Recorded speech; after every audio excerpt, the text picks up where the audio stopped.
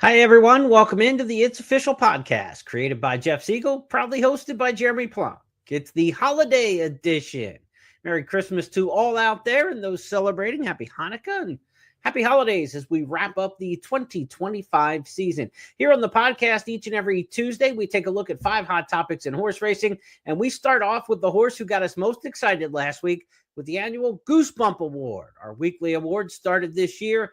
Jeff Siegel said, I want to talk about the horse who gets us most excited, gets the hair standing up on our arms, gets the goosebumps going. Well, we've got a good one for you this week. A horse who not only set a course record at Gulfstream Park last weekend, but Wolfie's Dynagos set a North American record for 1 1/8 on the turf, and he did it the hard way on the front end. Here's Wolfie's Dynagos winning the Fort Lauderdale, last week's Goosebump Award winner, here on the podcast. He's about to ask him to kick for the money through 3/4 and 109 flat. Off the turn and the stretch drive. Rain shaking at Wolfie. Wolfie's Dynagos has to hold off Cugino, who's off cover and charging hard. 1/8 of a mile to go. Wolfie's Dynagos pins his ears and tries to turn back and on running Cugino. Wolfie's Dynagos is still there. Wolfie's Dynagos 1 1/8 down the road in the Fort Lauderdale. He wins by a length. Cugino with the no excuse trip. He was second. Up for third was Beach Gold. Then chasing the crown at 143. And 2. 43 and 2 North American record, specifically 143.42 for 1 1/8 on the turf. Congrats to this just outstanding 7-year-old veteran, as good as he ever was for trainer Brian Lynch. Lynch had won the race with Heart to Heart in the past, one of his top turf horses he's had throughout his career. And now Wolfie's Dynagos is going to be in that kind of conversation. But this is a horse who's new to the barn for Brian Lynch, formerly with Jonathan Thomas. Lynch took over the training of this one before the River City, got a big win on the turf in that one, and now doubles up with the Pegasus World Cup prep here in the Fort Lauderdale. Wolfie's Dynagos has won 2 in a row on the grass now. He's won 7 times on the turf overall. He seemed like a horse who was destined for synthetics. He had won 5 of 8 on the synthetics, and with Turfway having the synthetics championships last weekend, you kind of thought, at least I did, I'm thinking Wolfie's Dynagos might not be in the right spot running in the Fort Lauderdale. So much for what we knew. Set a world record for 1 1/8 on the turf, North American record. Wolfie's Dynagos. Synthetic turf doesn't matter right now. He's really, really good here at the end of his 7-year-old year. Irad Ortiz had the winning ride. Maybe we'll see this one in the Pegasus World Cup turf coming up at the end of January. Goosebump Award winner, Wolfie's Dynagos, and a big effort from Cugino, who ran his heart out in second. When I hit the wire, I thought, boy, Wolfie's Dynagos really ran his race because Cugino brought his A game, and it wasn't good enough to get to him. Then when they stopped the clock, you understand why. Huge effort. Now, the track, certainly the course played fast on Saturday at Gulfstream Park. Speed Figure Makers only gave him 100 Wolfie's Dynagos, but he's been in that career 90 range for much of his career. So still probably a career best effort. The course set up, obviously, the fast time, but nonetheless, he was able to deliver it with that course record. Wolfie's Dynagos, Goosebump Award winner here for this week. Let's go to our second topic now. It's kind of a little bit of a follow-up to what we were talking about last week. We asked last week, are you not impressed with the 2-year-old crop right now? And after a couple more stakes races this past weekend, the question just kind of gets re-upped. Are you still not impressed? We had the Gun Runner Stakes last week at Fairgrounds, the Springboard Mile at Remington Park. Now, since Ted Nafi ran off his second Grade 1 win when he took down the Breeders' Cup Juvenile, third Grade 1 win actually for Ted Nafi, when he won the Breeders' Cup Juvenile, we've had a series of stakes races post-Breeders' Cup that we were looking for somebody to really step forward and run a big race. Did we find it this past weekend at Fairgrounds or Remington? I'll let you be the judge, but I sure didn't see it. Let's go back to the Fairgrounds. Gun Runner Stakes, the start of the Louisiana Derby Series. Let's take a look at the Gun Runner Stakes, a race won by Chip Honcho for Steve Asmussen.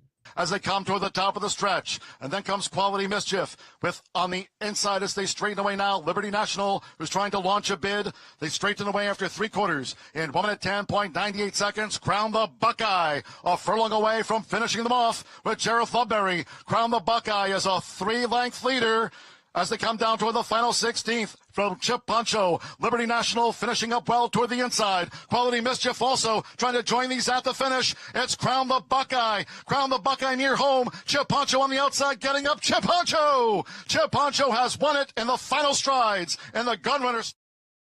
They all staggered home in this one. The horse on the lead, the Ohio bred by Yalpon, almost stole it. Crowned the Buckeye, taking on open company for the first time. But the Mike Maker trainee kind of came back to him a bit at the end. Chip Honcho got the victory, but he looked like he was all in. All his chips were in at the top of the stretch. And again, the leader just kind of came back to him. The closers, like Liberty National, really didn't do enough in here. They came home slow in this race. Chip Honcho, a horse who's had a nice record, 3 starts, now 2 wins, a runner-up in the debut at Keeneland behind Dr. Kapoor, who's a nice one for the Ramseys. But Chip Honcho, to me, a horse by Connect out of a Magician mare, didn't finish up in this race that makes you think that he's a major factor towards the Louisiana Derby later in the year. Chip Honcho, the winner in here. Mesquite didn't fire with much in this particular spot. This is a race that really, to me, just didn't advance anybody forward. Liberty National had been so impressive, rallying to win the debut at Churchill and opening up by 4 in the end in that one. Not a lot in this race, though, I don't think, on the finish up in this particular spot. We'll see these horses back in that Louisiana Derby series. You got the Lecomte, you got the Risen Star locally before they go the mile and 3/16 in the Louisiana Derby. Not very impressed by the group here coming out of this race. And when you look at this year's Gun Runner Stakes, most of these horses coming out of the maiden ranks, 5 of the 7 entered, or 6 of the 8 entered were horses who ran in maiden races last time, including 5 of the 7 that actually made the starting gate after the scratch of Arabia Wild. So Crown the Buckeye, the fact that the Ohio bred almost took them wire to wire in there kind of makes you worried a little bit. And the fact that they all finished in a clump, right? All those top performers of top 4 in this race all ran within a length. 26-30 the final 4th quarter, 7:18 the final, or 7:48 the final 16th of a mile. Came home very slow. They finished in a clump. That's usually a sign of a race that's not that great. Now, let's go to Remington Park on Saturday night, where it was Springboard Mile night there. Again, Mike Maker almost pulled off the upset on the front end with the horse in the Louisiana race, that being Crown the Buckeye, the Ohio bred. Maker had the favorite in the Springboard Mile, a New York bred coming out of races at Finger Lakes. So horses who were, big performers at fairgrounds and here at Remington Park were horses coming out of Mahoning Valley and Finger Lakes for Mike Maker. But it wasn't the runner-up in here who got it done in the Springboard Mile, that being Arctic Beast and the favorite. He was second best in here. It looked like a race that could be taken wire to wire, and it was. We just didn't predict it would be Express Kid. Express Kid still shows the way. Arctic Beast now moves into second, 2.5 back. Western Man is third. Here's Big Apple Patrick fourth, about 5 from the front. Way beyond is a very wide fifth. Royal American coming up the rail. Could be heard from with a quarter mile to go in the Springboard Mile. Express Kid has been out front throughout under Alvarez and has opened it up by 3. Arctic Beast has sights set. Royal American coming on third now. Western Man and Big Apple Patrick. Final furlong. Express Kid living the dream here. Up by 4. Arctic Beast not cutting it to the margin. Express Kid has escaped. Express Kid will take the Springboard Mile in 2025 in a huge upset. So in the Springboard Mile, you look at Express Kid, a horse who was coming out of a Lowndes Company at Remington on the turf. He had been 2 for 4 through his career, but lost big time in the Clever Trevor, the local prep. He was runner-up in the Prairie Meadows freshman. You didn't expect this $2,000 2-year-old purchase by Bodie Express to make the front in this race. But again, the race, when you handicap the Springboard Mile, was very light on brisk late pace figures. It looked like a race that could be won wire to wire. That's why I thought that the favorite was going to be awfully tough in there, Arctic Beast, because he had what looked to be sprint speed from the rail, but he didn't go to the lead. He settled a little more under Ricardo Santana, tried to make that rally, but just second best. He wasn't good enough here to catch Express Kid. Wade Rarick will have Express Kid, probably keep him in this part of the country, maybe give him a shot at Oaklawn. A lot of times we see horses out of the Springboard Mile go towards the Smarty Jones or the first race, the Southwest, something like that, along the Arkansas Derby series. We'll see where they end up with Express Kid, winner of the Springboard Mile. 34-1 upset here, more than a $70 mutual.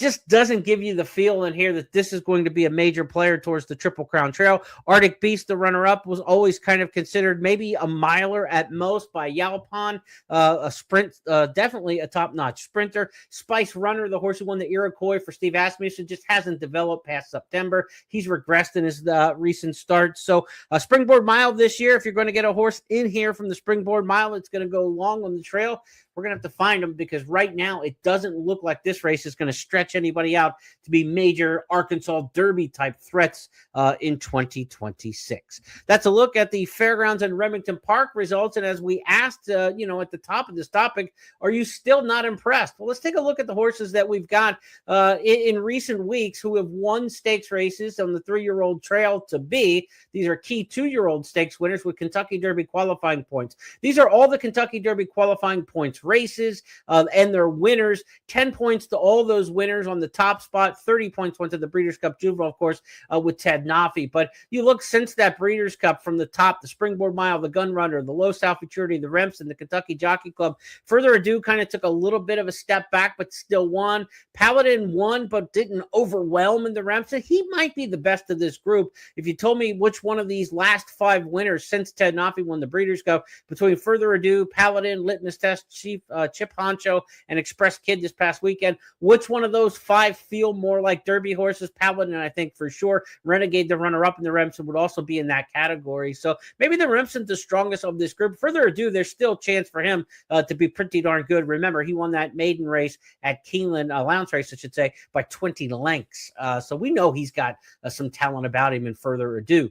As for some of the other horses, we'll be interested to see Incredible back after winning the Street Sense, kind of trying to take that sovereignty route this year. We'll see where he ends up during the course of his 3-year-old season. Napoleon Solo, the very impressive winner of the Champagne, who skipped the Breeders' Cup to go towards a 3-year-old campaign. Not sure really where that Champagne performance came from Napoleon Solo, but it was so good that you really have to respect it. Intrepido was really good in the American Pharoah, not quite as good in the Breeders' Cup Juvenile. He's kind of one of those where some of his next races obviously are going to tell more of the tale of what his trajectory could be. We'll talk more about the 3-year-olds when the Countdown to the Crown series returns. My written scouting report each week. It'll be the 21st season for the Countdown to the Crown scouting report season. And this year it'll be exclusively on Substack. So you can go to countdowntothecrown.com, click there and get the link to take you to the Substack and sign up for the free Substack, which is an email publishing service. You get it sent directly to your email inbox.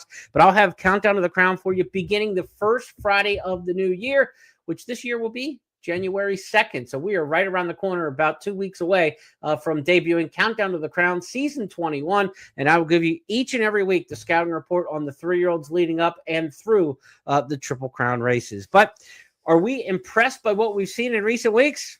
Still not, unfortunately, as we talk about these 2-year-olds about to turn 3.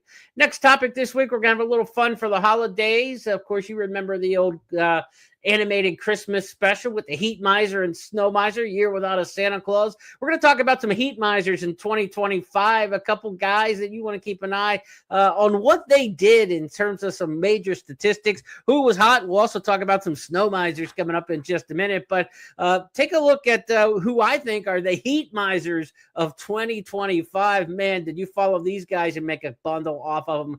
How about Ben Curtis, the jockey Ben Curtis, the number 1 Heat Miser for me in 2025. Check it out. In graded stakes races last year, he won 8 of 45, 18%. That doesn't sound so bad. But how about a $4.84 ROI with an average winner of 26 to 1? An average winner of 26 to 1 for every dollar you bet, you got $4.84 back in graded stakes when you back Ben Curtis. He won with I'd Rather Be Blessed at Fairgrounds, paid $174. You say, well, that skewed the number. Well, how about $88 on Magnitude when he won on the Fairgrounds Risen Star? $86 at Sam Houston aboard Recharge.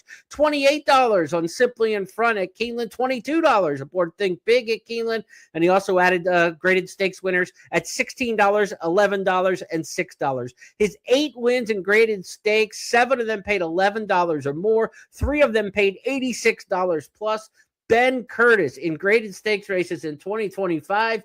You, sir, were the Heat Miser. Also really a good guy to follow last year in the stakes races was Juan Hernandez, jockey in Southern California. How about this? He won 36 races with favorites in stakes races.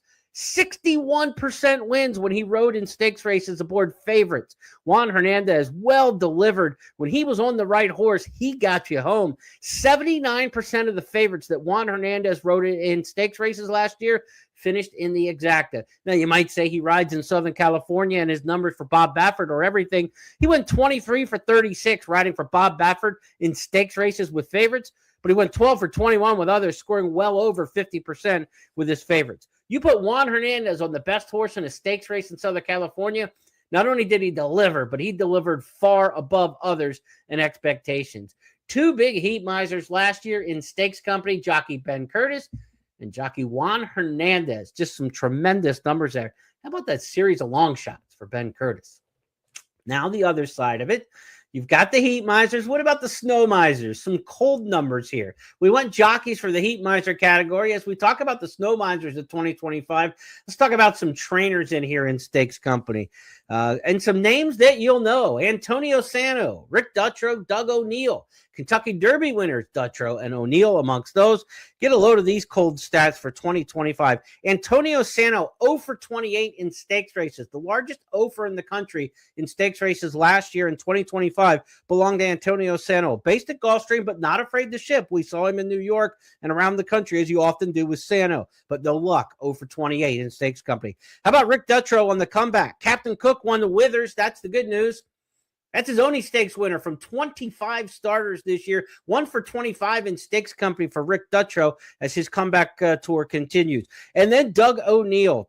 What a good January he had. 2 stakes wins during the month of January. After January, how about 2 for 81 in stakes company for Doug O'Neill after January? 4 for 94 on the year. He did go 2 for 13 in the month of January. But Doug O'Neill's stakes horses, 2 for 81 after January. We still got a couple more stakes races left in the year in Southern California, of course, with Sunday's opening weekend starting, the late start to the Santa Anita meet. Again, a reminder that Santa Anita's opening day was scheduled for Friday, December 26th, traditional day after Christmas, but due to weather, they've pushed that back to Sunday. So maybe O'Neill can notch some stakes luck here at the end of the calendar year, but he certainly has not had a good year this year. So our 3 snow misers, the cold trainers, if you will, in stakes company, Antonio Sano, Rick Dutrow, and Doug O'Neill, and not names you would expect to see.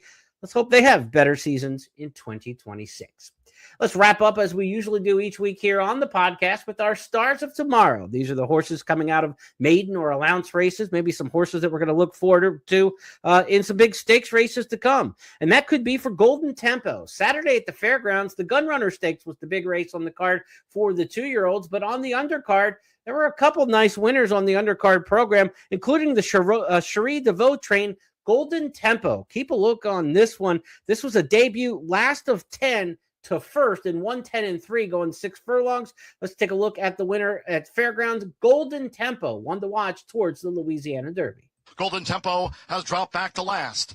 The first quarter was 22.18 seconds. Coronado is gearing up now for Luis Saez. It's Coronado with on the outside. Here comes this bid now by Fancy Fairlane as these maiden juveniles straighten past the quarter pole. And Obelisk is charging hard. Half mile 45.90 seconds with the rail for Declan Cannon. It is Fancy Fairlane who's opened up a 5-length lead with 1 furlong to go. Obelisk continues to come hard with on the outside. Golden Tempo also running on. Coronado, Vibet has dropped back. They're close to home, and here comes Golden Tempo for Jose Ortiz. Golden Tempo with a first out success. Track Fancy Fairlane down. Obelisk was right there too, and then next across Hot Days Ahead with Opt-in.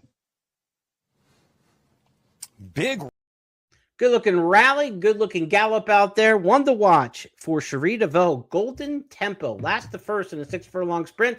Not an easy way to go in the career debut. Look forward to seeing this one. Certainly longer distances will not be a problem. This one's by Curlin out of the Bernardini mare Karumba. The dam won the grade 3 top flight for Shug McGahee. All Phipps on the dam side of this pedigree. Some of those great, black and cherry silks pedigrees that you see up and down the line. So a lot to like about this star of tomorrow, Golden Tempo, the farther that he goes. This is one of the Fairground series I think you're going to want to keep an eye on. Cherie DeVoe, the trainer there, our star of tomorrow. Let's wrap up this week's podcast and review the 5 topics here as we head into the Christmas holiday. This week's Goosebump Award winner was Wolfie's Dynago, set a North American record 143.42 in winning the Fort Lauderdale Stakes last Saturday at Gulfstream Park. Are you still not impressed? I haven't been with the 2-year-olds about to turn 3 in stakes company since the Breeders' Cup. Springboard Mile went to 34-1. Wade Rarick trainee Express Kid. Gunrunner Stakes for Chip Honcho, Steve Asmussen in a blanket finish that came home slow. Can't be overly impressed by Chip Honcho winning the Gunrunner Stakes. As for our Heat Misers in 2025, who had some hot stats you should know about, Ben Curtis in graded stakes with his ridiculous run of long shot winners, and Juan Hernandez, who delivered exceptionally well when riding the favorites in stakes races throughout the course of 2025. As for the Snow Misers and stakes company, some trainers who were ice cold: Antonio Sano, Rick Dutrow, Doug O'Neill, all had rough years in 2025 in the stakes ranks. And we wrap things up with our star of tomorrow, Golden Tempo. Good-looking curling debut colt. Went from last to first at Fairgrounds to win a maiden special for trainer Cherie DeVille.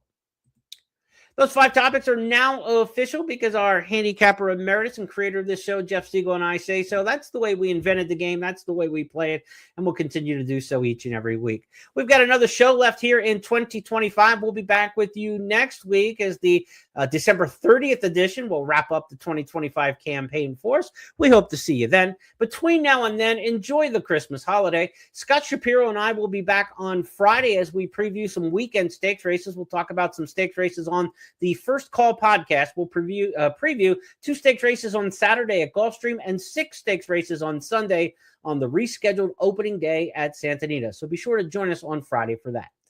On behalf of everybody with First Bet and Express Bet, and from my family to yours, Merry Christmas, everyone. We'll talk to you in a few days.